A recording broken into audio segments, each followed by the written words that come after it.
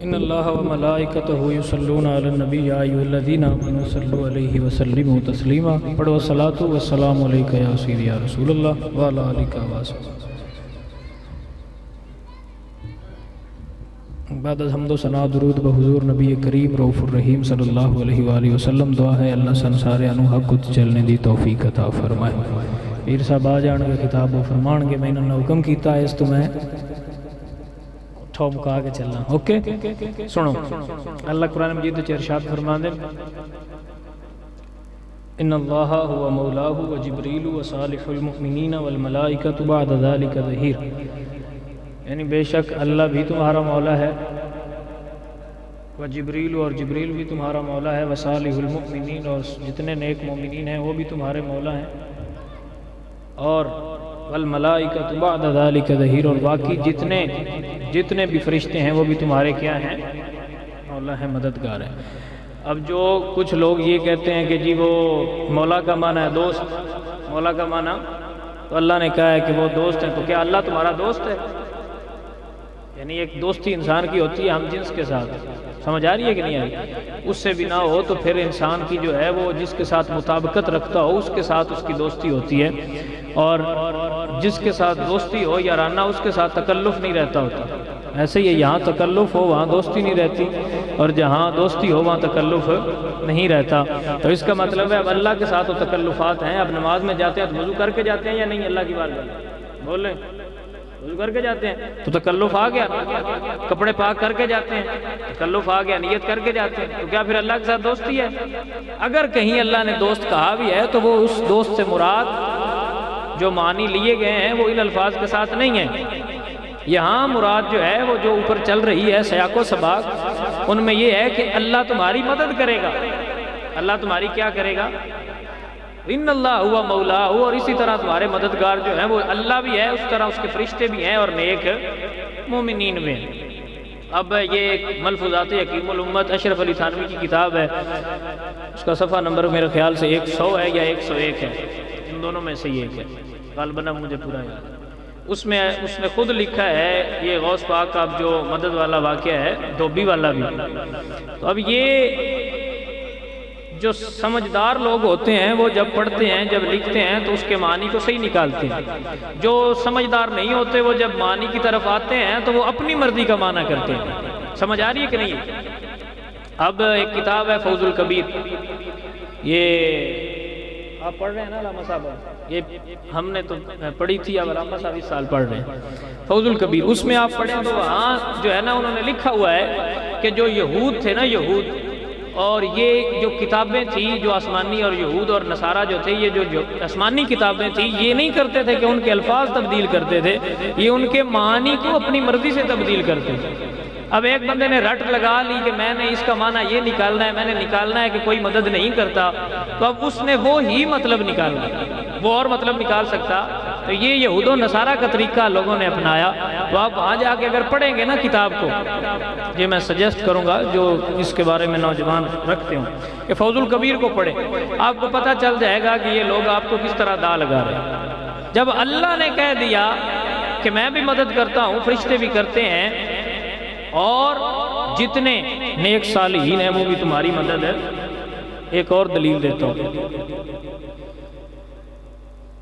اب جو کہتے ہیں غیر اللہ سے مدد نہیں مانگنی چاہیے، ٹھیک ہو گیا، وَكَفَى بِاللَّهِ، اللہ کافی ہے، تو غیر اللہ کے علاوہ کوئی مدد نہیں، بول لیں کوئی مدد ہے۔ تو اب یہ سوال ہے، دو میں نے آپ کو قرآن مجید سے کچھ اور ایک وہ اس سے جواب دیا ہے، اب ایک سوال چھوڑ رہا ہوں کہ سوال ان سے کریں کہ اگر اللہ کے علاوہ کوئی مدد نہیں کر سکتا، اللہ کے علاوہ کوئی بھی مدد، تو بدر میں فرشتے مدد کے لیے آئے تھے؟ بولیں گے آئے گے، کیونکہ قرآن سے ثابت ہے، نص سے ثابت ہے، ٹھیک ہے؟ تو جب نص سے ثابت ہے تو فرشتے مدد کرنے تو آئے تھے۔ تو اب کیا فرشتے اللہ ہے؟ نعوذ باللہ من ذالک۔ تو کہیں گے نہیں، اللہ تو نہیں ہے، تو کیا ہے جی؟ غیر اللہ ہے۔ پھر مدد ہوئی کہ نہ؟ جی ہوئی۔ تو جب فرشتے غیر اللہ ہو کے مدد کر سکتے ہیں تو عبد القادر جیلانی اللہ کا ولی ہو کے مدد کیوں نہیں کر سکتا؟ بات کی سمجھ آ رہی ہے آپ کو؟ اب یہی بات ہے جن لوگوں نے، قرآن کہتا ہے یضل بہ کثیرا ویہدی بہ کثیرا، کچھ لوگ ہیں جو قرآن پڑھیں گے اور ہدایت پا جائیں گے، کچھ ہیں جو قرآن پڑھیں گے اور گمراہ ہو جائیں گے۔ ایک اور سادی سی مثال ہے، اب یہ قطرہ آپ نے دیکھا ہے جب بارش برستی ہے، قطرہ، اب وہ قطرہ جب نیچے گرتا ہے نا تو جب گند کے ڈھیر پہ گرتا ہے تو اس میں سے بدبو آتی ہے، ایسے ہی ہے، یہ گندے کارپٹ پہ گر جائے پانی تو بدبو آتی ہے۔ اب وہی قطرہ ہے جب گلاب پہ گرتا ہے نا تو شبنم بنتا ہے، وہی قطرہ ہے، وہی قطرہ ہے، اگر وہ سمندر میں گرے اور سمندر کی وسعتوں میں چھا جائے تو اس قطرہ نہیں کہا جاتا، سمندر کہا جاتا۔ وہی ہے قطرہ، اگر سپی اپنا منہ کھولے اور وہ اس میں گر جائے تو وہ ایک لال بن کے نکلتی ہے۔ تو اس کا مطلب ہے قطرے کا قصور نہیں ہے، جہاں گر رہا ہے اس جگہ کا قصور ہے۔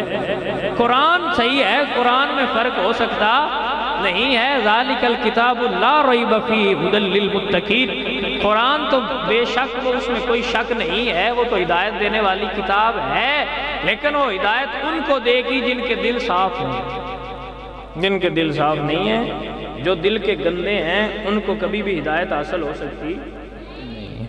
اب یہ جو مرزا کے اسٹوڈنٹس وغیرہ یا جتنے یہ دوسرے ہمارے دوست احباب ہیں، بزرگ ہیں، وہ اس کو نہیں مانتے ہیں، وہ کہتے ہیں یار نہیں، ہم نہیں مانتے، کرامات کے منکر ہیں۔ تو یہ معجزہ اور کرامت یہ قرآن و حدیث سے ثابت ہے، اس سے کوئی بندہ بھی منکر ہو سکتا۔ اس کا معنی سمجھے پہلے، سب سے پہلے، اب میں کمپلیٹ کر رہا ہوں بس، آپ سمجھیں، پھر آپ کو علامہ ادریس صاحب آپ کو شعر سنائیں گے، وہ علامہ صاحب بیٹھے ہیں وہ آپ کو نہیں سنائیں گے۔ اوکے ہو گیا، سن رہے ہیں آپ؟ اب جو لوگ یہ کہتے ہیں کہ اب جیسے کہ میں نے آپ کو پہلے بھی بتا دیا، مرزا وغیرہ یا ایسے فلاں کہ آپ جو یہ کرامات نہیں ہیں صحیح، تو یہ ہے، تو سب سے پہلے سمجھیں غیر معمولی چیزیں، کیا غیر معمولی چیزیں، غیر معمولی چیزیں اگر جن کا انسان تصور نہ کر سکتا ہو، وہ کسی آدمی سے صدور ہو جائیں یعنی صادر ہو جائیں، نبی سے ہو جائیں تو معجزہ کہلاتا ہے، کسی اور ولی سے ہو جائے تو کرامت کہلاتا ہے، اور یہ قرآن و حدیث سے ثابت ہے۔ ٹھیک ہو گیا؟ اب اگر کسی سے ظہور ہو گیا جس کو یہ کہتے ہیں جی یہ کہانی ہے، یہ فلاں ہے، یہ کہانی شریف ہے، وہ ہے، وہ ہے، تو یہ اصل میں آپ شاعر اسلام کا مذاق اڑاتے ہیں، اصل میں آپ نبی پاک کی شان اور قرآن کے بیان کردہ شانوں کو ان کا مذاق اڑا رہے ہیں۔ اب میں ایک مثال دیتا ہوں، کیا ایک اشارے میں کوئی چیز وہاں سے یہاں آ سکتی ہے؟ بول لیں، نہیں نہ آ سکتی، یہ غیر معمولی چیز ہے۔ اب اللہ کا قرآن کہہ رہا ہے کہ حضرت سلیمان نے کہا کوئی ہے جو تخت کو لے کر آئے یمن سے شام میں، قال عفریت من الجن انا آتیک بہ قبل ان تقوم من مقامک، تو ایک بڑے جن نے کہا میں لے کے آؤں گا، آپ یہاں مجلس میں بیٹھے ہیں، آپ کی مجلس ختم ہونے سے پہلے لے آؤں گا۔ آپ نے فرمایا مجھے اس سے پہلے چاہیے۔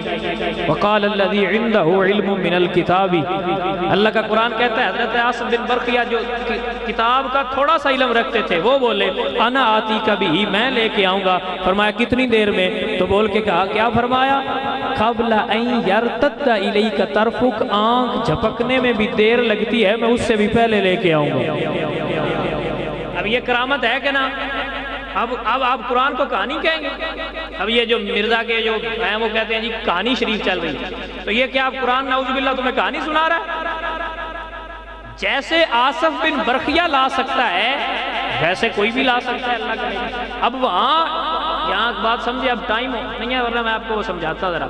وقال الذی عندہ علم من الکتاب، عندہ علم من الکتاب۔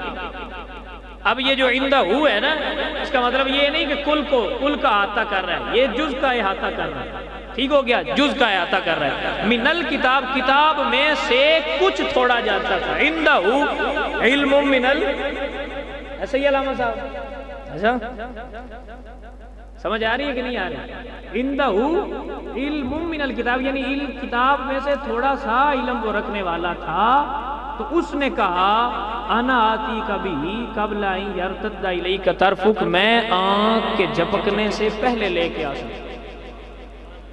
تو یہ کہتا ہوں اس کے پاس ان کتابوں کا تھوڑا سا علم تھا جن کی سردار قرآن ہے، اور قرآن سب کتابوں کا کیا ہے، اور حضور کی امت سب امتوں کی کیا ہے، سردار۔ جب عام نے پڑھا یعنی جو باقی امتوں تھیں انہوں نے قرآن سے نیچے درجے والی کتاب میں سے تھوڑے سے کو پڑھا تو وہ آنکھ جھپکنے سے پہلے یمن سے شام میں تخت لا سکتے ہیں، تو جنہوں نے محمد عربی کا قرآن پڑھ کے محمد عربی کا امتی ہو کے حضور کا نوکر بن کے سارا قرآن پڑھ لیا وہ نہیں لا سکتے۔ سمجھ آ رہی ہے بات کی؟ اب یہی بات ہے نہ ماننے والوں کے لیے ہزار باتیں ہیں، جنہیں نہ ماننا ان کے لیے میں ایک مثال دیتا ہوں، اکثر دیتا ہوں، آپ کو بھی سنا رہا ہوں۔ اب وہ ایک بندہ تھا، اس نے کہا میں نے ابو جہل کی قبر دیکھی۔ کس کی قبر دیکھنی ہے؟ ابو جہل۔ لوگوں نے کہا یار تو اتنے پیسے بھر کے آیا ہے، اللہ رسول کا گھر دیکھی ابو جہل کی قبر دیکھ کے کیا کرے گا؟ اس نے کہا نہیں یار میں نے دیکھنی ہے۔ وہ اسے لے گئے، وہ وہاں گیا، اس نے نا ابو جہل کی قبر پہ کھڑے ہو کے نا ایسے اس کو نا ہاتھ پھیرا، جیسے پنجابی میں تھاپڑا دیتے ہیں، تو ایسے کیا تو لوگوں نے کہا یہ کیا کر رہا ہے؟ تو اس نے کہا میں اس کو نا شاباش دے رہا ہوں کہ بندے نے بات کی تھی کہ میں نے محمد عربی کو نہیں ماننا، پھر اس نے چاند کو آنکھوں کے سامنے ٹوٹتے دیکھا، بندہ بات والا تھا، مانا نہیں اس نے۔ کچھ لوگ ہوتے ہیں وہ بندے بات والے ہوتے ہیں، وہ آ بھی جائے دلیل تو مانتے ہیں، ان سے تو بات نہیں ہے۔ وہ ایک بندہ تھا، اس نے جا کے کہا اماں میں نے نا باہر شرط لگائی ہے کہ کوا جو ہے نا وہ سفید ہوتا ہے۔ تو اماں نے کہا بیٹا پھر تو شرط ہار گئے کیونکہ کوا تو کالا ہوتا ہے۔ اس نے کہا اماں تو پریشان نہ ہو، ہاریں گے تو تب نہ جب مانیں گے، ہم نے ماننا ہی نہیں ہے تو پھر ہاریں گے کیسے؟ تو کچھ لوگ وہ ہیں، وگرنہ قرآن اس کے بارے میں بے شمار دلائل دیتے ہوئے قرآن یہ بتاتا ہے کہ اللہ کے ولی جس طرح اللہ، ایک اور بات سمجھیں، اللہ کا دینا اور ولی کا دینا، اللہ سے مانگنا اور ولی سے مانگنا، اس میں فرق ہے۔ سمجھ آ رہی؟ اب مانگتا تو اب میں مدرسے جاتا ہوں، میں اپنے باپ سے خرچہ مانگتا ہوں کہ بابا مجھے پیسے دے، مجھے ضرورت ہے، اب میرا بابا مجھے دیتا ہے، میں اس سے مانگتا ہوں، تو کیا میں شرک کرتا ہوں؟ تو اللہ سے بھی میں نماز میں مانگتا ہوں یا اللہ مجھے دے فلاں چیز دے، فلاں دے، اپنے بابا سے بھی مانگتا ہوں بابا مجھے یہ چیز دے، مجھے اس چیز کی ضرورت ہے۔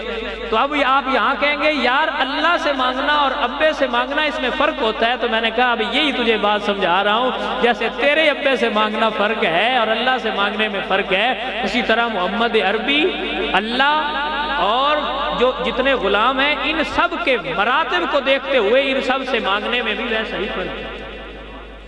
اب بات کو سمجھ آ رہی ہے؟ تو یہ ہے چیز۔